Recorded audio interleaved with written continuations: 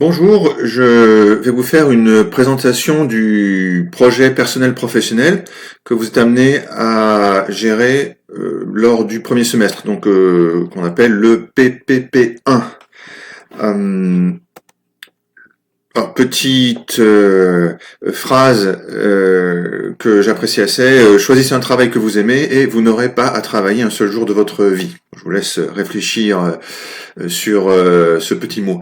On va se poser la question de pourquoi s'intéresser au contexte de l'entreprise. La grande majorité des étudiants de MPH trouvent un emploi dans une entreprise. Je n'ai pas les chiffres exacts, mais c'est vraiment l'immense majorité. Donc ça vaut le coup de s'y intéresser, de s'intéresser à ce contexte. La plupart des thèmes qu'on appelle nous d'entreprise avec un grand E abordés ici dans ce PPP vont au-delà de la seule entreprise industrielle. Ça concerne des organisations comme par exemple la Croix-Rouge, qui est à Genève et qui est confrontée à des projets qu'on rencontre également tout à fait en entreprise. Je peux en parler, j'ai eu des expériences pour cette organisation. Alors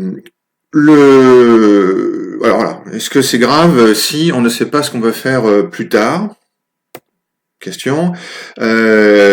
Autre commentaire que l'on peut avoir de la part d'étudiants qui démarrent les UT, je ne sais pas pourquoi je suis ici, en MPH, et est-ce que ce module, ce PPP me concerne? Je vous donne pas de réponse, mais je vous laisse réfléchir en fonction des informations que je vais vous donner. Toujours à titre de préambule, c'est dans les prochains mois que des déclics, alors petits ou grands, doivent se produire. Et l'intérêt de ce projet, c'est de provoquer ces déclics. Ce que je vais vous présenter, c'est le sommaire que vous avez maintenant devant les yeux, et on va commencer par les deux jambes qui constituent le PPP1 et qui lui permettent de fonctionner correctement. Donc, on a d'un côté un topo sur des informations sur l'entreprise. C'est ce que j'appelle moi le module entreprise. On va détailler ça plus tard. Et puis par ailleurs, on a ce qu'on appelle le projet tutoré, qui est plus une réflexion personnelle sur votre poursuite académique et professionnelle.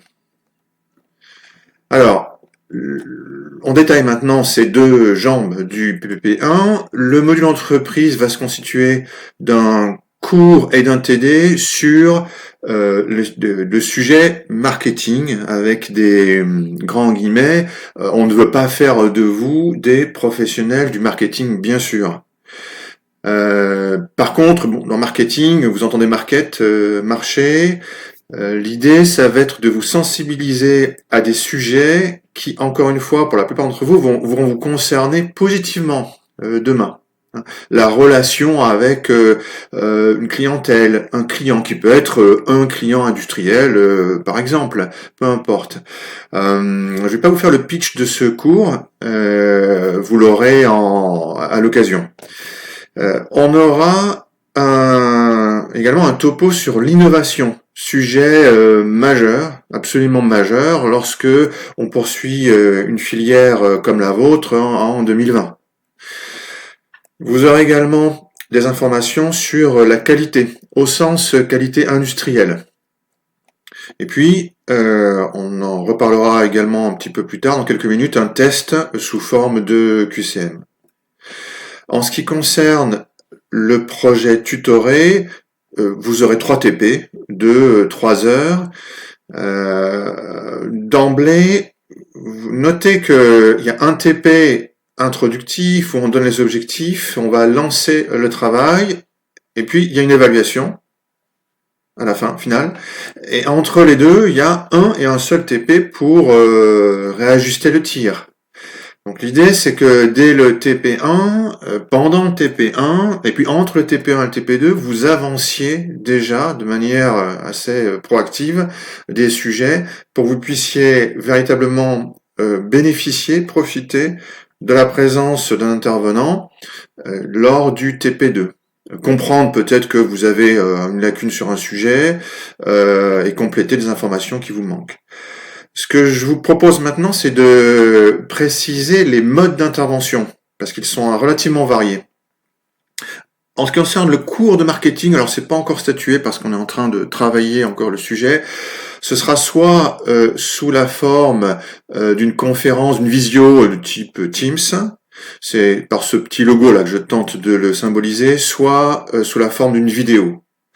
Le TD, lui, sera en salle, en présentiel. Le cours sur l'innovation sera sous forme de vidéo. Vous aurez 6 petites vidéos d'environ 5 minutes chacune à regarder. La qualité sera proposée soit sous forme de vidéo, soit sous forme de visio de type Teams. Le TD sera en présentiel. Quant au QCM, il se fera depuis la maison, depuis chez vous. Et là, on vous pose la question de confiance. Voilà. Donc, c'est aussi quelque chose qui est important dans le monde de l'entreprise. On doit être capable de mettre en œuvre des situations, des relations de confiance, sans forcément qu'il y ait toujours et heureusement un contrat signé et des contrôles. Ce qui est plutôt une bonne nouvelle. Concernant les TP, là c'est beaucoup plus simple, ce seront 3 TP en présentiel, en salle, où on travaillera tous ensemble. Je vais vous présenter maintenant les intervenants. Nous sommes 6, je ne vais pas lister tous les noms. Retenez que nous avons plusieurs décennies d'expérience en entreprise et pour autant pas toute la vérité. Également un point important, cette année, c'est un cas particulier, nous n'avons que des garçons dans l'équipe. Je ne voudrais pas que les filles s'imaginent que parce qu'il n'y a que des garçons qui cette année présentent le sujet de l'entreprise, il n'y a que des garçons dans l'entreprise. Ce n'est bien sûr pas le cas. Nous avions précédemment des Justine, Anaïs, Marie-Elisabeth qui travaillaient avec nous et qui, pour des raisons professionnelles ou personnelles, ne sont pas disponibles cette année. En ce qui concerne nos objectifs, ce que nous souhaiterions, c'est vous initier au monde de l'entreprise, ou compléter votre début de formation sur ce sujet, vous faire réfléchir bien sûr sur votre parcours académique et professionnel à suivre, et puis vous apporter aussi quelques références en termes de comportement professionnel. Alors, grande question, qu'est-ce que l'entreprise? Eh bien, je ne vais pas y répondre maintenant. Ce serait un petit peu trop ambitieux et surtout notre idée c'est que vous fassiez votre culture et votre idée au fur et à mesure des interventions qu'on aura avec vous. Par contre, il est important qu'on évoque le sujet du métier. Rassurez-vous ou inquiétez-vous du fait que aujourd'hui, si je discute avec des amis, des collègues, et que je leur pose la question, mais c'est quoi un métier? Je pense que la plupart d'entre eux seront en difficulté pour répondre. Je l'étais moi-même il y a encore peu de temps. Il a fallu que je me pose quelques questions à titre personnel et puis aussi dans le cadre de cette intervention. Alors un métier, ce qu'on peut dire classiquement, mais ça va bien de le dire et de l'écrire, c'est que ça met en œuvre des connaissances déjà. Hein, sur par exemple un logiciel de CAO, sur la mécanique des fluides, ou les éléments qui sont écrits ici sur la présentation. Ça fait également appel à des savoir-faire, des compétences, c'est-à-dire la capacité, on cite les exemples ici, d'installer un logiciel, de tester des matériaux. On peut avoir des connaissances sur la résistance des matériaux, mais par contre, utiliser un banc de test, mettre en œuvre une mesure, ça demande des savoir-faire. Et puis, classiquement, le troisième point qu'on évoque également, ce sont les savoir-être, les aspects comportementaux. On en cite ici quelques-uns. Alors, selon les métiers, tous ne sont pas aussi demandés et importants. Le sens de l'accueil pourra être très important, fondamental, incontournable pour un métier, moins pour un autre. La ponctualité est tout de même un comportement, une qualité qu'on apprécie dans la plupart des jobs. Un métier, c'est aussi son contexte. Est-ce qu'on exerce dans une entreprise industrielle ou dans une société de service, par exemple? Ce sont des secteurs d'activité.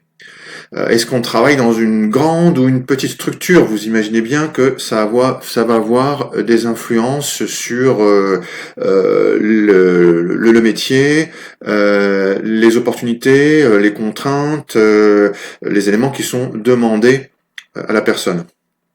Quels sont les horaires? On peut travailler en 2-8, en 3-8, on peut travailler le week-end. Il y a des métiers qui le demandent parfois. Et puis il peut aussi y avoir des contraintes physiques. Et c'est bien d'en tenir compte avant de s'engager vers une piste professionnelle.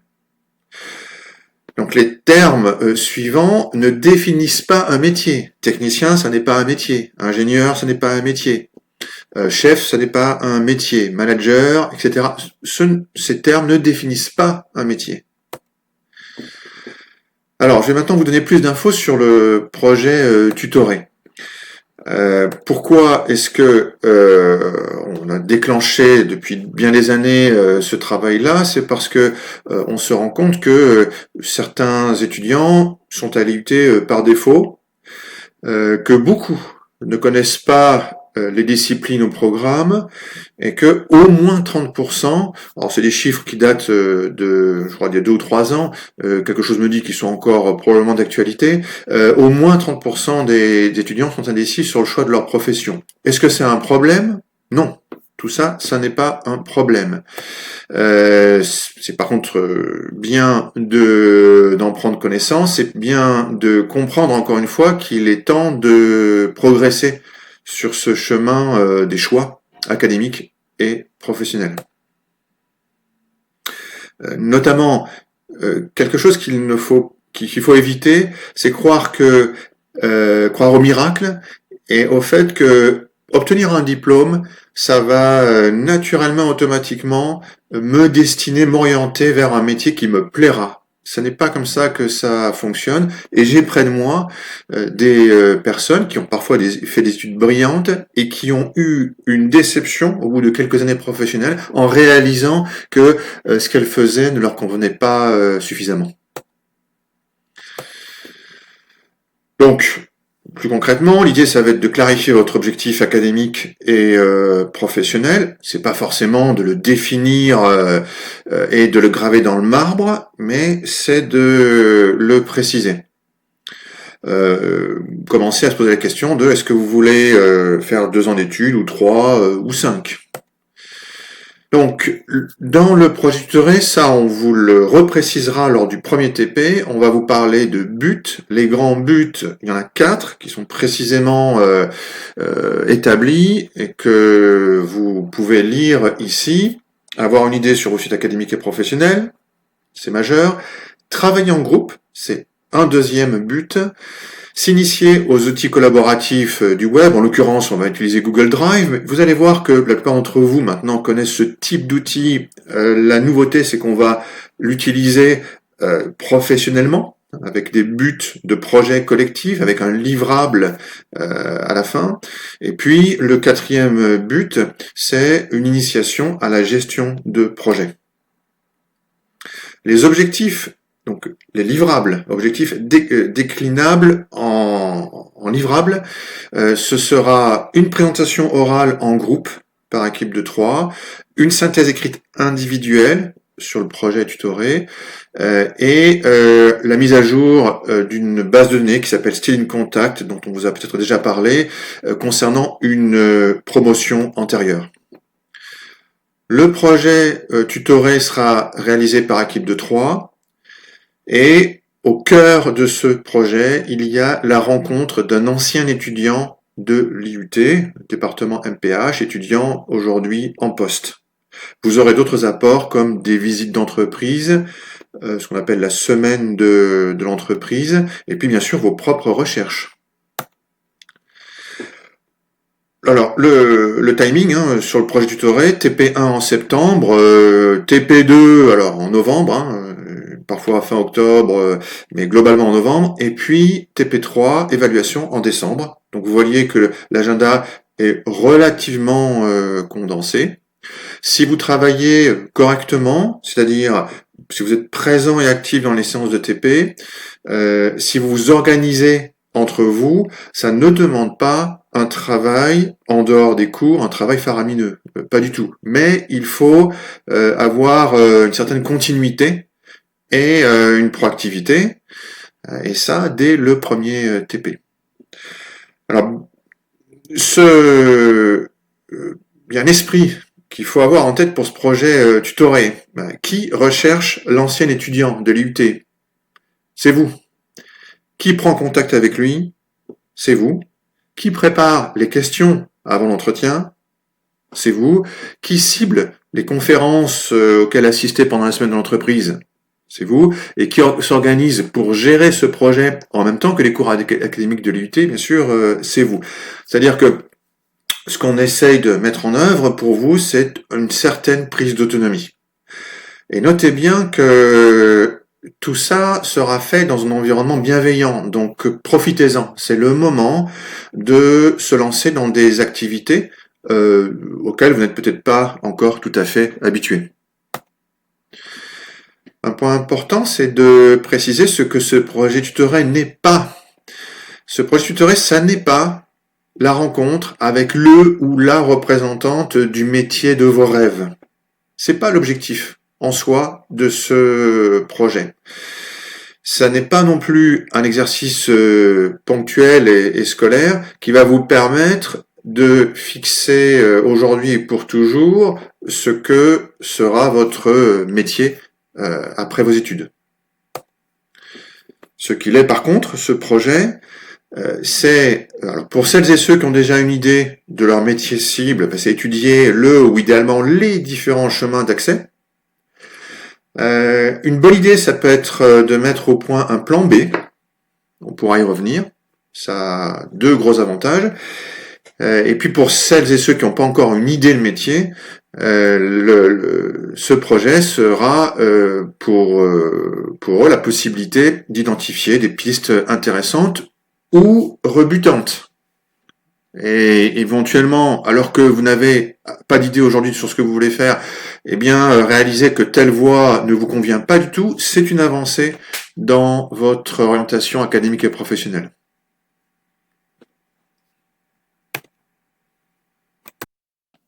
On va parler maintenant de l'évaluation.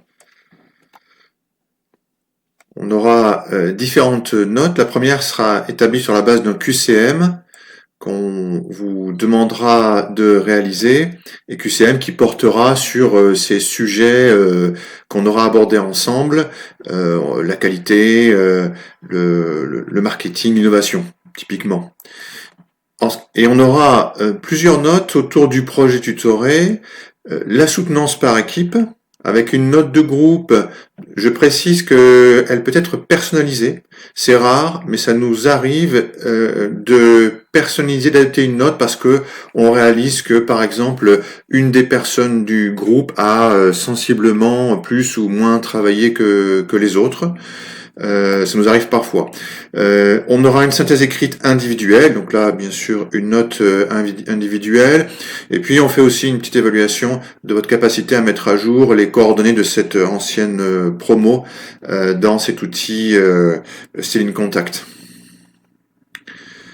Alors, on va vous demander de préparer d'emblée quelque chose pour le premier TP sous votre Moodle. Dans l'espace PPP1, vous avez une rubrique cours numéro 1, introduction, avec un document qui est ce qu'on appelle le formulaire préliminaire pour le projet tutoré. Ce qu'on vous demande, c'est de le récupérer sous la forme que vous voulez, numérique, papier, et de le renseigner. L'idée, c'est donc de le renseigner, de répondre aux questions avant le premier TP et d'arriver au premier TP avec le questionnaire rempli. L'idée, c'est de prendre une photo de votre état initial. Ça peut vous permettre de vous poser des bonnes questions, de les réaliser. Et vous allez voir que ça va vous aider pour le rapport écrit individuel. Parce que le principe du rapport écrit individuel, ça va être en fin de projet de prendre une nouvelle photo de votre état du moment avec le même questionnaire et en comparant le questionnaire que vous aurez rempli au début à celui que vous aurez rempli à la fin, des choses vont apparaître et on va vous demander de commenter les écarts ou non-écarts. Et ça va vous aider à alimenter votre rapport écrit. Bon là, ça doit pas être très visible, mais je vous présente ce à quoi ressemble ce formulaire. Qu'est-ce que je veux? Est-ce que mon objectif est formulé positivement, avec précision, etc. Si vous n'avez pas d'expérience professionnelle, vous avez des rubriques qui vous permettent d'évoquer ce que vous aimez, ce que vous n'avez pas, etc. Voilà, écoutez, je vous remercie pour votre attention et puis donc impatient de vous retrouver pour le premier TP.